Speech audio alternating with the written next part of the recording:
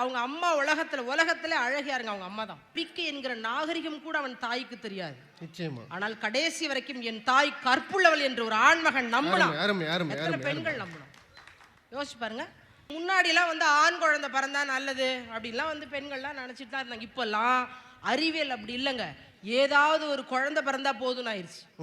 நீங்க பாருங்க, சென்னையில மருத்துவமனைகள் இன்னைக்கு உலகத்திலேயே ரொம்ப அதிகமான காசு எதுல கிடைக்குதுன்னா இந்த செயற்கை கருத்தரிப்பு மையத்தில் தான் கிடைக்கும். அதனால இன்னைக்கெல்லாம் அந்த ஆணு பெண்ணு இதெல்லாம் பேசவே முடியாது. அதாவது நான் ஏன் இந்த பக்கம் வந்திருக்கேன் அப்படின்னு ஆண்களுக்கு ஒரே ஒரு விஷயம் சொல்லணும்னா, அதாவது எல்லா விஷயத்துக்கும் நம்ம பாலினம் பார்த்து பேச முடியாதுங்க. மனுஷன் 2 பேரும் ஒண்ணுதான். ஒரு சில நிகழ்வுகளால் மட்டுமே 2 பேரும் மாறி இருக்கும். நல்லா எல்லா பெண்ணுக்குள்ளேயும் ஆண்மை உண்டு, எல்லா ஆணுக்குள்ளேயும் பெண்மை உண்டு. சிறப்பு சிறப்பு சிறப்பு. பெண்மை உண்டு. நாட்டுல கணவன் இல்லாத வீடுகள்ல அந்த பெத்த குழந்தை அப்பாவை பார்த்து கூட இருக்காது. ஆனா ஒவ்வொரு பெண்ணும் ஆணாகவே கணவனாகவே மாறி அந்த குடும்பத்தை காப்பாத்துறல. அதனால நீங்க பால் வேறுபாடு இதுல காட்ட முடியாது.